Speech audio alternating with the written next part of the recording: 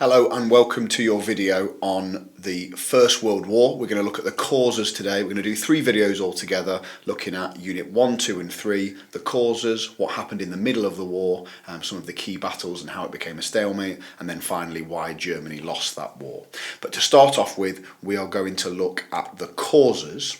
So if I can switch my camera, you can now see some of the key people and some of the key things that we're going to be studying in today's lesson, including Kaiser Wilhelm in the top left and Gavrilo Princip in the top right, the assassin from the Black Hand. So when you do your paper for AQA history, you will have 4 questions. The first 2 are source-based questions. So source A is, so it might say source A is critical of the Kaiser, might be an example that you've practiced before. How do you know that? So nice and simply, you would use details from the source and you would maybe try and link it to your own knowledge just to show your examiner that you know the context around it, and you would explain how the details of that show that it is critical. Second one is how useful are sources B and C to a historian studying a certain period or a certain element, maybe technology in World War One.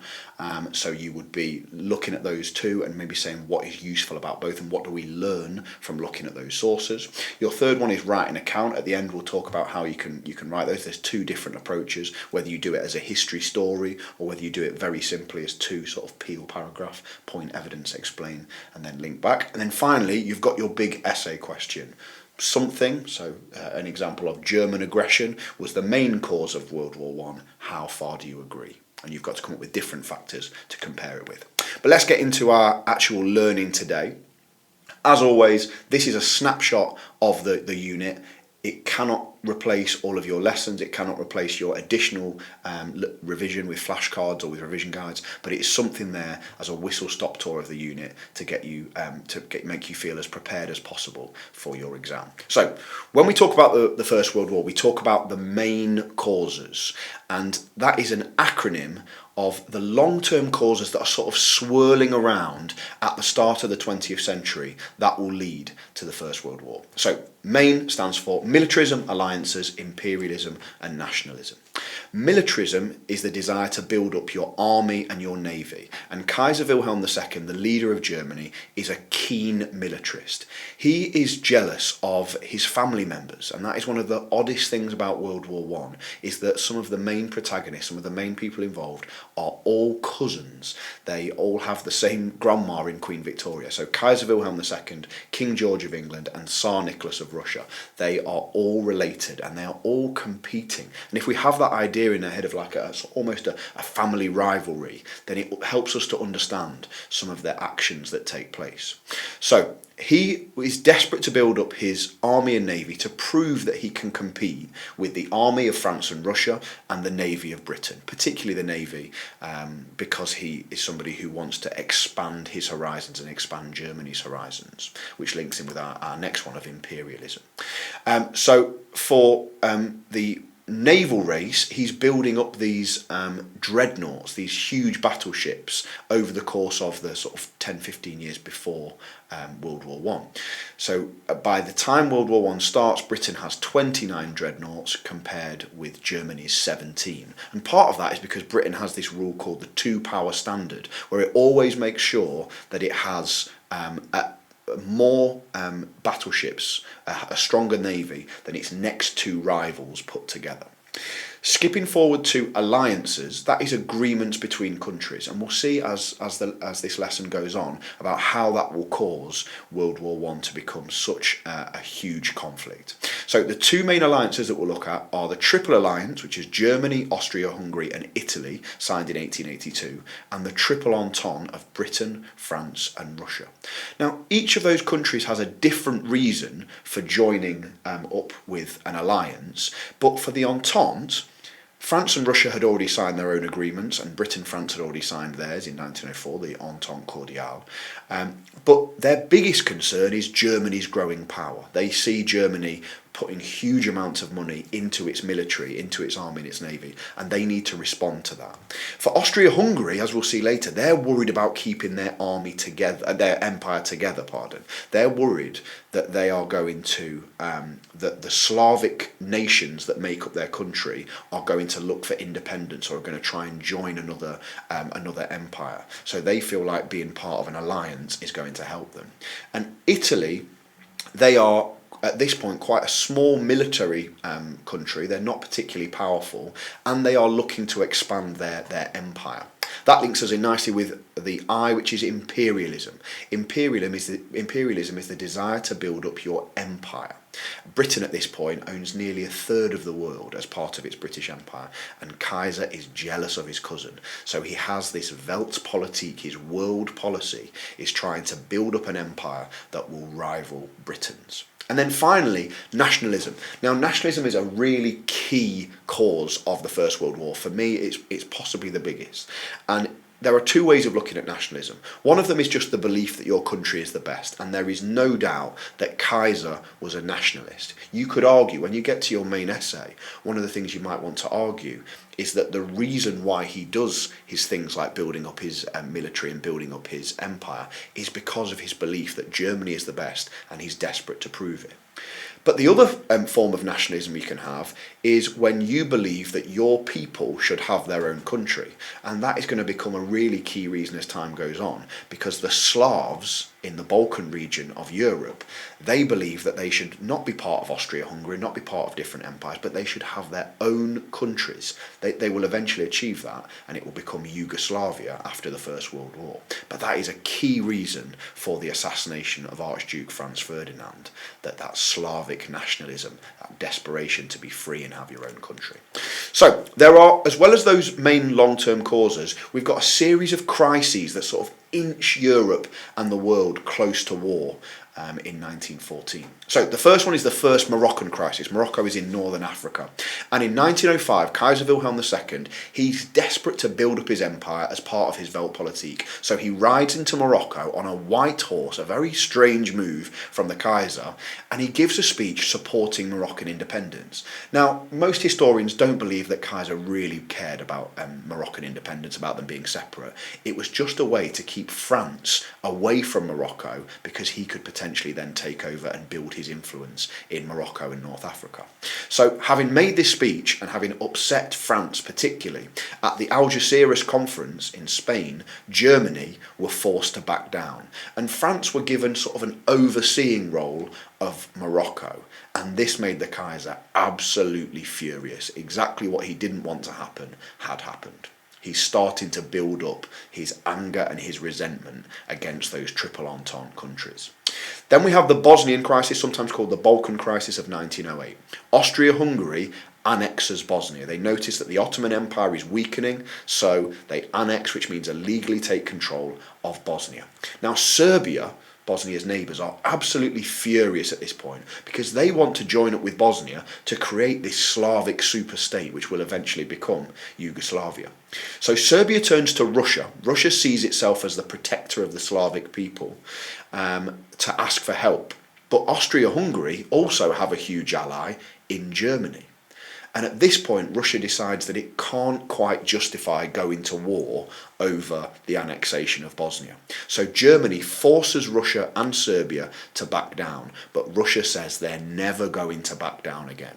Because of this, the Triple Entente, which Russia, Britain and France are a part of, they start to prepare for war. They start to think that war might be inevitable.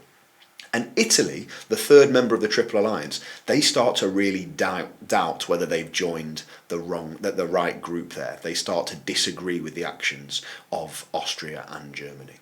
And then finally, we've got the second Moroccan crisis, sometimes called the Agadir crisis of 1911. So there was a rebellion in the Moroccan city of Fez, and the Sultan, the leader of Morocco, he asked for the help of the French. And this, as we know, is going to really anger the Kaiser, because he wants control of Morocco. He doesn't want the French to be involved there. So he's so angry, as shown by this cartoon on your right-hand side, that he sends a gunboat called the Panther to threaten Morocco. He points his guns at the Moroccan coast. And Britain, who are seen as the strongest navy in the world, they respond, they send their navy to Morocco, and Germany are forced to back down and they are humiliated. And Kaiser says he will never back down again. So by 1911, 3 years before war is declared, you've got Russia on one side saying they're not going to back down after they were humiliated in Bosnia, and you've got Germany on the other side saying they're not going to back down. Something has got to give here. And so we get to the assassination on the 28th of June 1914. So we've got Gavrilo Princip on the top right. Archduke Franz Ferdinand is visiting Sarajevo in Bosnia as part of, because Archduke Franz Ferdinand is the heir to the Austro-Hungarian throne. Now, it was his wedding anniversary. He was with his wife Sophie, but it was also the anniversary of Serbia's defeat at the Battle of Kosovo in 1389. Now, that is a long time before, but it's a special day for Slavic people because they remember that they stand up to foreign rulers. So in hindsight, it's a terrible day for a foreign ruler, Archduke Franz Ferdinand of Austria-Hungary, to go and visit Sarajevo, because it's going to rile people up and remind them that they don't want to be controlled by foreign rulers.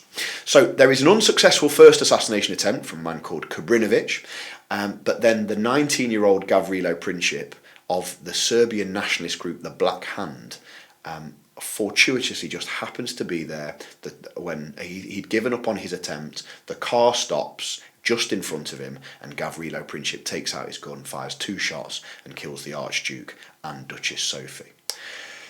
And this is the spark event. We've talked about all of these different reasons, and this is like the lighting of the match that just sets fire to all of those long-term causes that have been bubbling up for decades. And we now have the July crisis. Austria-Hungary are so angry at the assassination of their heir, Franz Ferdinand. They send Serbia a 10-point ultimatum. They blame Serbia totally for the assassination. And Serbia only agreed to 9 of those 10 rules. The 10th one they disagreed to was control over their law courts. When they didn't agree to that, Austria-Hungary declared war on Serbia. And then what should have just stayed as an argument between Austria-Hungary and Serbia, the alliance system kicks in. So Russia are supporting Serbia, what they see as their Slavic allies, and Germany are supporting their old friend Austria-Hungary. So before we know it, this is becoming a huge conflict. Final thing I want to talk about from this unit is the Schlieffen Plan. So way back in the 1890s, and before the Triple Entente had been signed with France, Russia and Britain, France and Russia had signed their own agreement. Because of this, as you can see on the map on the top right, Germany are worried because they've got France on one side, and then just off side of the map on the eastern side is Russia. So they're worried about being encircled and having to fight a war on 2 fronts, having to fight France in the west and having to fight Russia in the east. Now, they start to plan for this early. So in 1905, 9 years before World War I starts, von Schlieffen, the head of the army, comes up with this attack, a surprise attack plan, to instead of going directly from Germany into France, so to go through this area of Alsace-Lorraine, which would be the fastest route, instead to send troops through neutral Belgium. And the idea was that it would be such a surprise to the French that they would defeat them really quickly in 6 weeks, and then they could focus all of their attention for the rest of the war on defeating Russia. The whole plan relied on this swift defeat of France, but it didn't happen. And one of the main reasons why it didn't happen was because the Belgians, who the Germans thought would just sort of welcome them through and say, yeah, off you pop, yeah, off you go to France, they put up a fierce resistance. They did things like they blew up their own train tracks to stop the Germans from getting through quickly into France. And what also ended up being a horrific mistake for the Germans was that they hadn't factored in that Britain would follow the rules of the Treaty of London. The Treaty of London was a deal signed in 1839, so a long time before the First World War. But in that deal, in that agreement, Britain promised that if anybody went through Belgium, if any country attacked or invaded Belgium, that they would protect them. And as a result of this, Britain joins the war on the 4th of August 1914. When they join the war, not only do they bring their substantial navy, the greatest navy in the world at this point, but they also bring a well-equipped army. So 120,000 soldiers from the professional British Expeditionary Force, the BEF, they go and support the Belgians. A final thing, a final nail in the coffin for the Schlieffen Plan is that Russia mobilises, which means gets ready, much quicker than Germany had ever expected. They thought that they would take ages, so they'd be able to focus on France in 6 weeks, and then when Russia were ready to fight, they could then focus on defeating Russia. But Russia got ready in 10 days. So Germany, instead of being able to focus all of their troops on getting through Belgium and into France, they're having to divert 100,000 German troops from the Western Front to the newly formed Eastern Front to defend against Russia, who are already sort of pushing into Germany and putting them under pressure. The Schlieffen Plan was supposed to make this a fast war. Germany believed they could win this if they were quick with it, if they could defeat France really quickly and then focus on Russia. But as a result of the failure of the Schlieffen Plan, it led to stalemate for the next 3 years of the war. As we'll see in Unit 2, trenches are dug and nobody makes much progress for the next 3 years, with millions of lives lost to this horrible conflict. So we're going to finish off with some practice questions for you to take away. Obviously, if you've got your own practice questions, that's amazing.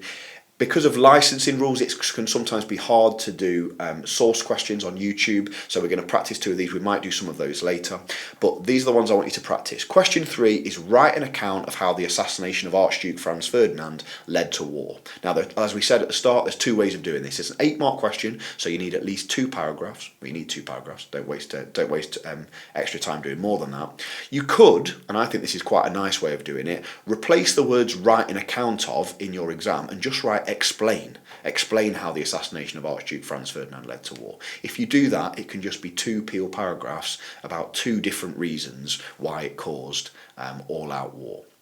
Or you can tell it as a history account, a history story, but you've got to have 2 clear different stages if you do that. So you could maybe do one about the assassination itself, and your second paragraph could be about the July crisis, the 10-point ultimatum and things like that, the triggering of the alliance system. You've just got to make sure that you're following through with 2 clear stages.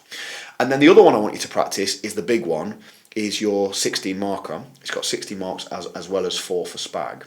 German aggression was the main cause of the First World War. How far do you agree? So, as always, just give yourself 2 minutes or so to plan out your answer. What other 2 factors, because in an ideal world you'd have 3 factors and a conclusion in this answer, are you going to compare it with?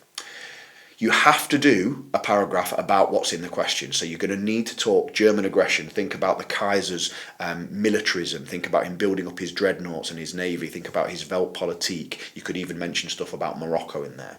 But then what could you compare it with? Maybe you could compare it with some of our long-term causes like nationalism. And that links in with the last thing I want to say to you. For your developed explanation, for your very top answers of developed and complex explanation, can you find a domino effect between the factors? It's a really nice way to make sure you're getting those top marks. Could you say that the only reason that the Kaiser is showing this aggression is because of his nationalism? Because he believes and loves his country so much? Could you say that the bigger cause of World War I is Slavic nationalism, because it's what led to the assassination of Archduke Franz Ferdinand? Or could you say that it is down to imperialism and link it to the Moroccan crises? It's completely up to you how you do it, but make sure you're comparing those reasons, and if you can, get a domino effect where you say this must be the most important because it caused these other factors. Okay, best of luck with Unit 1, and I will be back with another video to cover Unit 2. Best of luck with it. Bye-bye.